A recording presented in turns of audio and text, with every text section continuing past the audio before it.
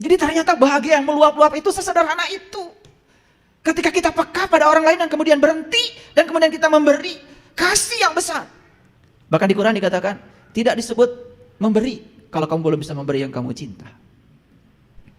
Kalau kita memberi yang sudah tidak terpakai di kita, itu bukan memberi, bukan suatu pemberian. Kalau kalian ngasih 2.000, 5.000, karena itu sudah tidak terpakai oleh kamu, bukan pemberian itu.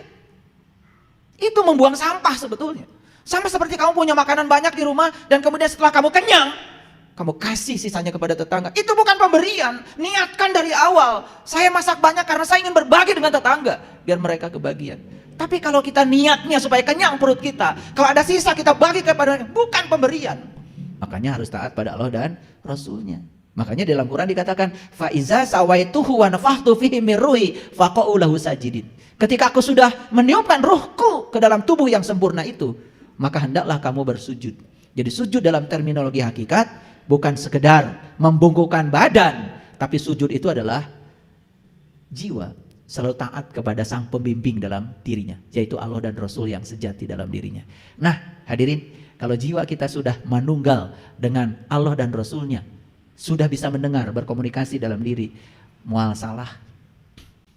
Kalau saya suruh memilih, satu, membiarkan kita menggunakan Allah untuk tujuan kita, atau membiarkan Allah menggunakan kita untuk tujuan Allah. Pilih mana? Ya, saya perjelas lagi.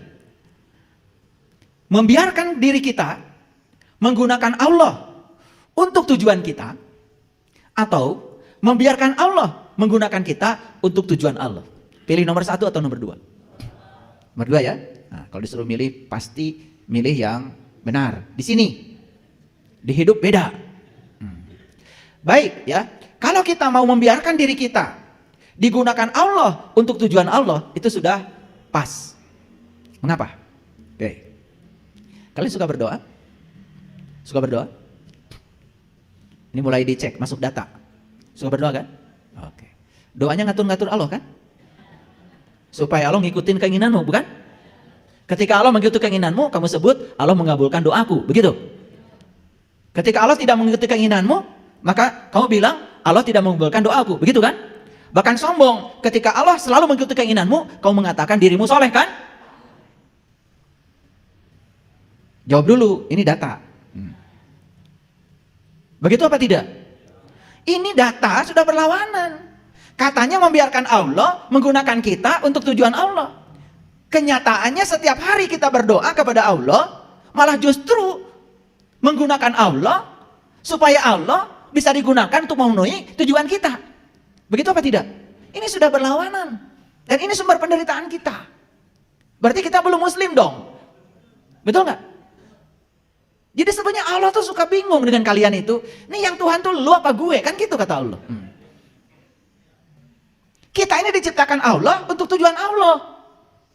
Setelah kita diciptakan, malah kita sang pencipta diatur oleh ciptaan. Lucu bukan? Kita ini ciptaan loh. Dan Allah pencipta. Harusnya pencipta itu menggunakan ciptaan untuk kesenangan pencipta. Ini yang terjadi, kita ini sekarang statusnya sebagai ciptaan, tetapi mencoba mengatur pencipta untuk kesenangan ciptaan. Ini sumber penderitaan kita. Salah memaknai doa. Karena doa itu kalau ditanya semua orang, ini saya sudah survei. Jadi saya tanya 100 orang, ya, apa artinya doa? 100-100-nya mengatakan doa adalah permintaan. 100-100-nya mengatakan doa itu adalah permintaan. Padahal doa dalam bahasa Arab itu artinya adalah undangan. Doa itu artinya ajakan. Jadi sebenarnya berdoa kepada Allah artinya Allah tuh ingin disertakan, ingin diajak, ingin dirasakan kehadirannya. Karena beliau ada bersama kita, lebih dekat daripada urat dan leher kita. Sayang keberadaannya tidak disadari oleh kita. Karena kita menganggap Tuhan itu ada di tempat yang jauh dan sedang kita atur-atur dari sini supaya dia ngikutin semua keinginan kita. Itu doa yang selama ini kita lantunkan, bukan?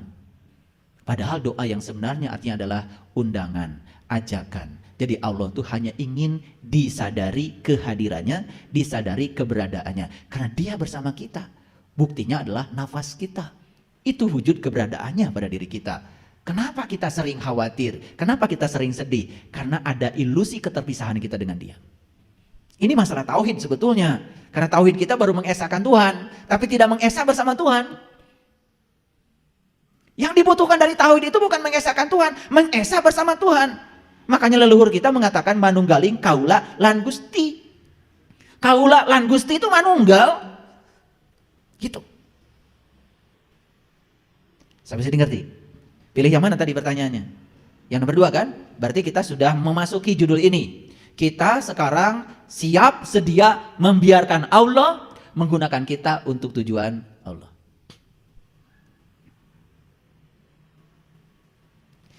Kita mesti berjuang memerangi diri, bercermin dan teruslah bercermin. Tuhan ada di sini, di dalam jiwa ini. Berusahalah agar dia tersenyum. Berusahalah agar dia tersenyum. Du-du-du-du-du. Gitu, kata Ebit. Jadi sebetulnya kita ini ciptaan harusnya berusaha setiap saat untuk membuat sang pencipta tersenyum. Begitu kata Ebit. Tapi kita nyanyi juga nggak ngerti karena nggak sadar. Padahal itu lagu pesannya dalam sekali. Diawali dengan kita mesti telanjang dan benar-benar bersih, suci lahir dan di dalam batin. Tengoklah ke dalam sebelum bicara, singkirkan debu yang masih melekat. Singkirkan debu yang masih melekat. Kenapa? Kita ini kan inginnya menggunakan Allah untuk membuat kita tersenyum. Bukan membiarkan diri kita dipakai Allah supaya Allah tersenyum. Makanya Nabi Musa ditegur sama Allah. Ini hadis kursi yang paling saya kagumi. Saya ulang-ulang di setiap kajian saya. Hai Musa, kenapa ketika aku sakit engkau tidak menjenguk aku? Apa kata Musa? Bagaimana kau sakit ya Allah? Tetanggamu yang sakit Musa. Tetanggamu yang sakit. Dan kalau kau menjenguk tetanggamu, berarti kau menjenguk aku. Jadi kalau kita menjenguk tetangga kita yang sakit, maka Allah mengatakan itu kamu sudah menjenguk aku. Berarti Allah tinggal di tetangga yang sakit. Ini artinya apa? Ini artinya Allah itu ingin supaya kita ini menjadi kepanjangan tangannya untuk menyampaikan cinta kasihnya kepada orang-orang yang butuh pertolonganmu di sekitarmu. Lucu bukan? Allah yang gaib disembah terus, tetapi tetangga kita yang kelaparan kita tidak pedulikan. Anak-anak yang putus sekolah tidak kita pedulikan. Lihat anak kita sepatunya bagus, sepatu anak tetangga itu sudah compang-camping, kita tidak mau membelikan. Tetapi kita selama ini mengatakan diri seakan-akan paling soleh. Padahal soleh seseorang itu dilihat dari apa? Kepekaan dia terhadap lingkungan. Jadi ternyata bahagia yang meluap-luap itu sesederhana itu. Ketika kita peka pada orang lain dan kemudian berhenti, dan kemudian kita memberi kasih yang besar. Bahkan di Quran dikatakan, tidak disebut memberi kalau kamu belum bisa memberi yang kamu cinta. Kalau kita memberi yang sudah tidak terpakai di kita, itu bukan memberi, bukan suatu pemberian. Kalau kalian ngasih 2.000, 5.000, karena itu sudah tidak terpakai oleh kamu, bukan pemberian itu. Itu membuang sampah sebetulnya. Sama seperti kamu punya makanan banyak di rumah, dan kemudian setelah kamu kenyang, kamu kasih sisanya kepada tetangga. Itu bukan pemberian. Niatkan dari awal, saya masak banyak karena saya ingin berbagi dengan tetangga, biar mereka kebagian. Tapi kalau kita niatnya supaya kenyang perut kita, kalau ada sisa kita bagi kepada mereka, bukan pemberian. Dan kita selama ini membungkus pemberian kita seakan-akan dengan kedermawanan kita. Baru kita ngasih sepatu karena sudah tidak dipakai, baru ngasih baju karena sudah bekas tidak dipakai. Padahal kata Allah, berikanlah yang kamu cintai. Baru itu menjadi sebuah pemberian. Dan kenapa pemberian kita selama ini tidak berkah? Tidak membawa berkah kepada kita. Satu, bermuatan. Dan yang kedua, apa yang kita berikan itu sesungguhnya barang-barang sisa. Kalau kamu punya uang 1 miliar dan kamu ngasih 100.000 pada orang, bukan pemberian. Karena kamu sudah kelebihan. Dan pemberian itu apa yang kamu cintai. Ini latihan. Harus melatih diri untuk itu. Ini soal kepekaan. Dan saya pernah cerita. Ada orang terus setiap kali dia habis jualan dikepung oleh penagih, dikepung oleh penagih. Sampai habis hasil jualannya hanya untuk bayar bunganya saja. Dan saya samperin ke situ. Habis ibu uangnya, habis. Itu pun tidak selesai. Utangnya tambah besar. Jadi asalnya 20 juta, utangnya jadi 25 juta. Padahal saat itu dia berutang bukan untuk makan. Karena dia harus ke rumah sakit. Dan dia ditahan oleh rumah sakit. Karena tidak punya uang untuk keluar dari rumah sakit. Terpaksa dia pinjam uang geledek. Saya sebut uang geledek aja. Mana? Saya bayarkan utangnya 25 juta. Dan saya bikinkan rumah. 2 lantai saya bikinkan rumah. Setiap ketemu saya cuma nangis. Setiap saya melihat tangisan dia, kebahagiaan saya meluap-luap.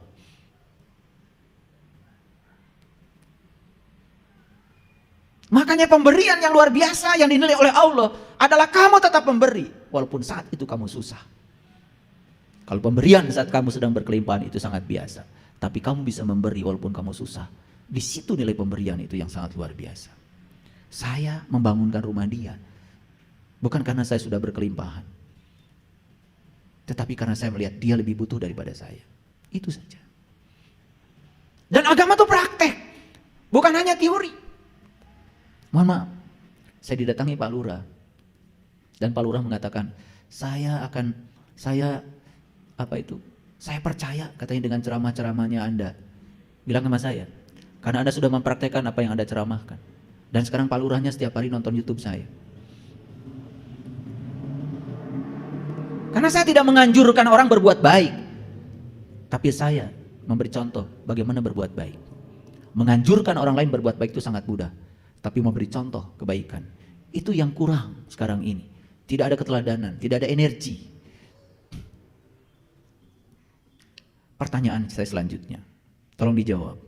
Siapa yang berhak merumuskan tujuan hidup manusia? Manusia atau Allah? Siapa? Siapa yang berhak merumuskan tujuan hidup? Manusia atau Allah? Masih bingung.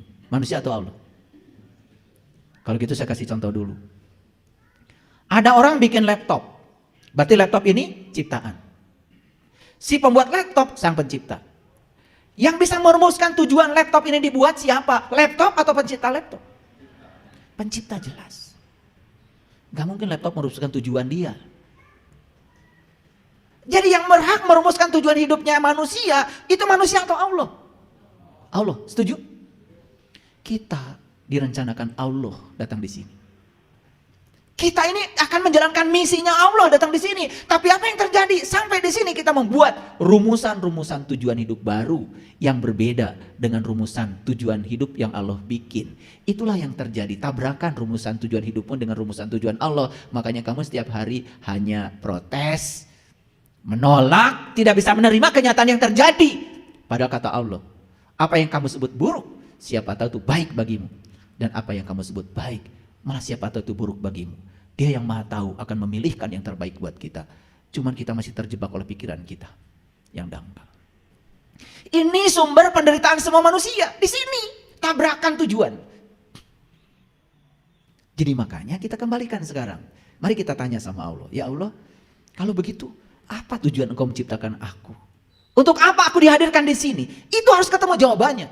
Begitu ketemu jawabannya kita praktekkan. Percayalah sama saya. Berkah semesta akan mengalir tanpa batas. Jadi manusia itu adalah ciptaan. Sedangkan Allah sang pencipta manusia. Siapa yang paling tahu tujuan manusia diciptakan? Bukankah Allah? Yuk sekarang saya tanya. Bapak Ibu. Lihat di cermin. Pandang tubuhmu. Kenapa Allah menciptakan mata saya dan diletakkan di sini? Kenapa menciptakan telinga saya bentuknya seperti ini dan kenapa diletakkan di sini? Dan kenapa jarak mata dengan telinga itu seperti ini? Dan kenapa di sini disediakan anak telinga? Kenapa bentuk telinga seperti ini? Rabbana ma khalaqta hada. Tidak mungkin ada satu ciptaannya yang tidak direncanakan. Pertanyaan selanjutnya. Apakah benar kita selama ini menggunakan tubuh kita sesuai dengan tujuan Allah menciptakan tubuh kita? Kenapa Allah menciptakan tangan kita 5 jari? Kenapa jari yang ini, ibu jari, jauh jaraknya dengan telunjuk? Kenapa tidak sama panjang? Pernah menemukan jawaban ini? Saya pastikan. Kalian baru lihat tubuh fisik saja. Belum menemukan jawaban. Kalian akan menggunakan tubuh kalian semau kalian. Itu juga sumber penderitaan. Akibatnya kita tidak bisa menggunakan tubuh ini untuk membuat Allah tersenyum. Padahal kata Iblis, berusahalah agar dia tersenyum. Berusahalah agar dia tersenyum.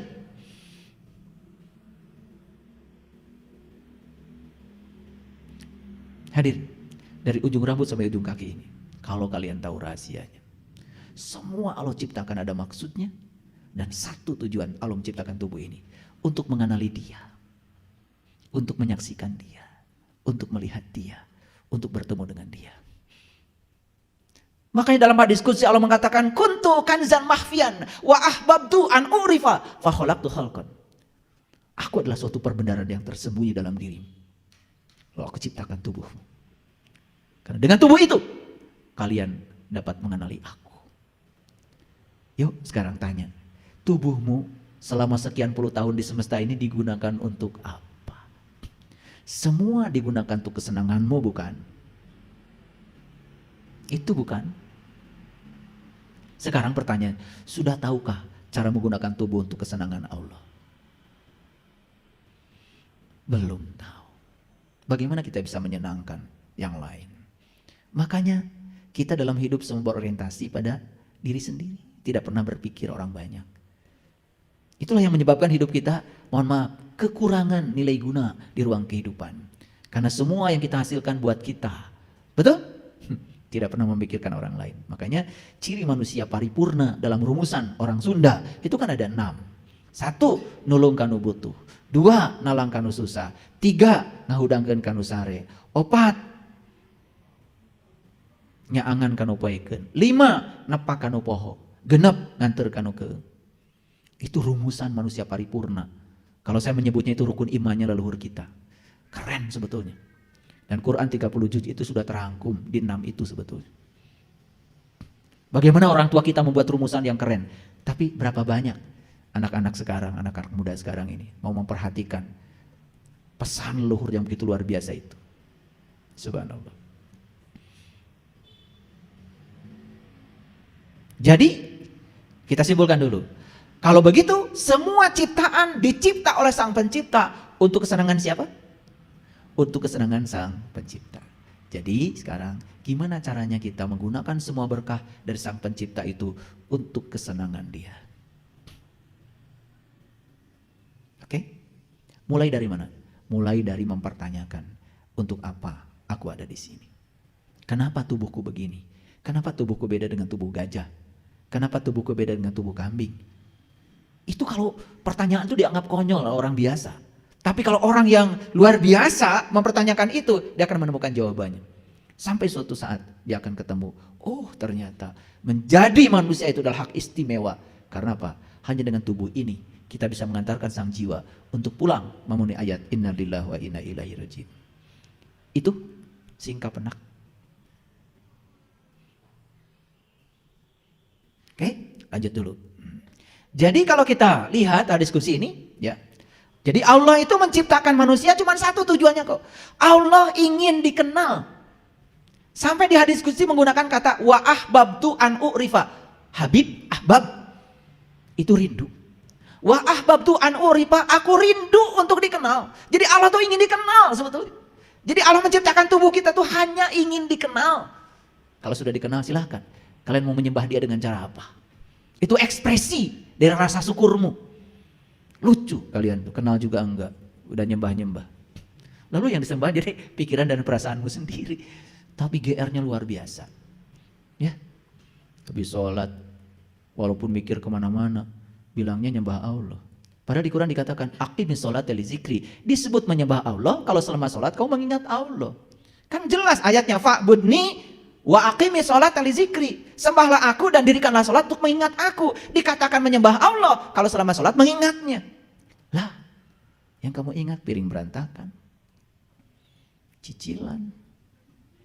Tapi habis sholat ngakunya nyembah Allah. Untung aja Allah tuh maha diam, tidak comel. Walaupun kita ngaku begitu, Allah tuh diam aja. Padahal kata Allah, dalam hatinya Allah, dalam hati Allah, kata Allah, kamu sepanjang sholat ngurusi urusanmu, ngakunya nyembah aku. Kamu kenal aku juga tidak. Maka Nabi Muhammad kan mi'raj dulu baru sholat. Sunnahnya begitu. Jumpa dulu baru nyembah. Kita nyembah terus, gak mau jumpa. Akibatnya yang kita sembah hanya persepsi kita sendiri. Jadi hasilnya seperti apa? Ya hasilnya kayak gitu. Giliran marah tetap marah, giliran bohong tetap bohong. Betul? Giliran ada hak orang lain yang bisa diambil karena orang lain nggak tahu, diambil juga. Itu tidak waslat, itu nggak sholat. Karena kalau orang sudah sholat, sudah manunggal, sudah waslat. Karena kita gagal berwudu. Karena selama ini kita mengatakan wudu bersuci. Kalau wudu itu artinya berpisah. Berpisahlah kamu dengan selainnya. Kemudian sholat. Maka otomatis kamu akan manunggal bersamanya. Jadi wudu dan sholat itu satu paket. Kalau tahu ilmunya. Nah, gimana caranya berpisah dengan yang selain Allah? Karena kita selama ini cuma menjalankan wudu secara syar'i saja. Itu pun tidak mengubah kesadaran. Makanya Nabi Muhammad mengajarkan doa-doa wudu. Mengafirmasi tubuh. Ketika beliau mengambil air, disedot ke hidung. Beliau mengajarkan doa kan, ya Allah, masukkanlah bau surga ke dalam hidungku. Ketika membasuh wajah, ya Allah putihkan wajahku dengan cahaya. Ketika membasuh kaki, ya Allah kuatkan kakiku dalam menjalani syiratmu. Ada afirmasi yang diajarkan. Kita wudu. Dah, penting mah basuh. Betul nggak? Tidak ada kesadaran yang ditumbuhkan. Nah, kalau ingin belajar itu nanti ada episode khusus ya. Ada di kita ada namanya workshop khusus pelatihan sholat khusyuk. Saya tadi pagi dapat WA dari sahabat-sahabat yang udah ikut pelatihan sholat khusyuk. Ya Allah, betapa nikmatnya. Bahkan setelah selesai sholat pun tetap sholat. Akibatnya sholat itu tidak dibatasi oleh ruang dan waktu. Itu yang dikatakan di Quran. Walladziina hum 'ala sholawatihim yuhafidun. Sholatnya sudah tingkatan sholawat. Terhubung terus. Yuhafidun. Terpelihara. Kalau sudah terhubung terus dengan Allah terpelihara. Tidak ada rasa takut, tidak ada rasa cemas. Itulah yang dikatakan di Quran. Ya ayyuhallazina amanu wa tatmainu qulubuhum bi zikrillah. Ala bi zikrillah tatmainul qulub. Hanya dengan mengingat Allah, kolbumu menjadi tentram. Kapan kolbu kita bisa mengingat Allah? Kalau sudah terbuka. Karena gak mungkin bisa mengingat kalau tidak menyaksikan. Syarat untuk mengingat harus tahu yang diingat. Makanya semua perintah mengingat Allah selalu diawali dengan haji. Coba lihat di Quran surat Al-Baqarah 198. Fa iza afadtu min Arafah fazkurullah. Apabila kamu sudah menyelesaikan babak Arafahmu, ingatlah Allah. Kan Arafah itu tempat wukuf, puncaknya haji. Jadi haji itu perjalanan menuju Baitullah untuk apa? Berjumpa dengan Allah. Diulangi di ayat lain, fa idza qadaitum manasikakum fazkurullah. Semua perintah mengingat Allah diawali dengan perintah haji. Jadi artinya haji dulu baru bisa ingat kepada Allah. Nah, makanya haji ada dua, ada yang syar'i, kita pergi ke sana itu juga wajib bagi umat Islam. Ada yang hakiki. Kita menerjemahkan semua simbol-simbol haji di sana untuk melakukan perjalanan ke dalam diri. Baru ketemu hakikatnya, baru ketemu syariatnya, simetri. Baru itu ada dampak. Maaf ya, kalau cuma muter 7 putaran di Ka'bah, nggak tahu apa hakikat balik angka 7. Yang di Ka'bah muter 7 putaran sudah selesai, tapi yang 7 di sini nggak pernah diurus. Nih perhatikan, sumber penderitaan dan sumber kebahagiaan manusia itu cuma yang 7. 1, 2, 3, 4, 5, 6, 7. Ini sumber kebahagiaan, ini juga sumber penderitaan. Harusnya kalau sudah muter di sana, sa'i 7 kali bolak-balik Safa dan Marwah, melempar jumroh dengan 7 batu. Harusnya raksa bina yang 7. Tawaf di sini selanjutnya. Tawaf di sana kan cuma beberapa menit saja. Tawaf di sini setiap hari. Tawaf di sini.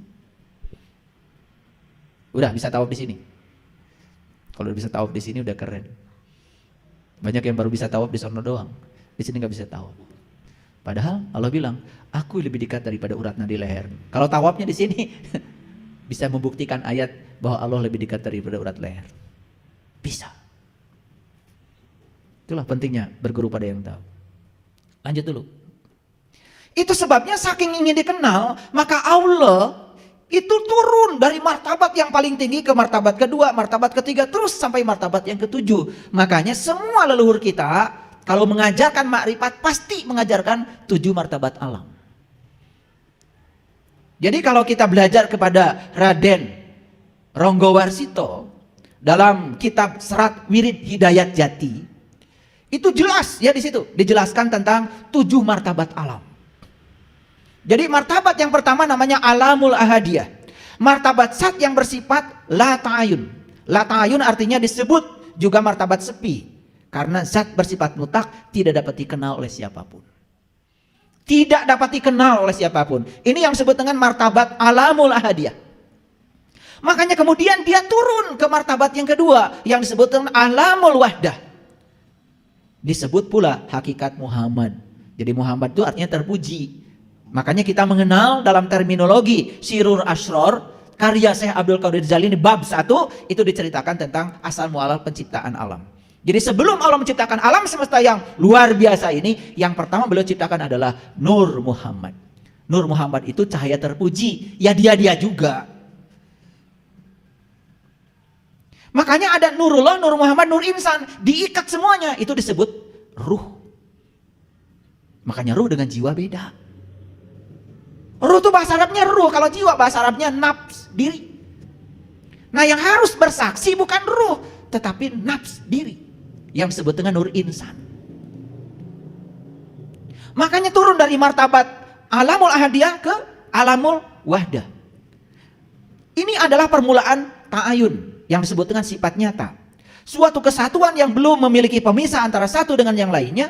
Di sini belum ada perbedaan antara ilmu, alim, dan maklum.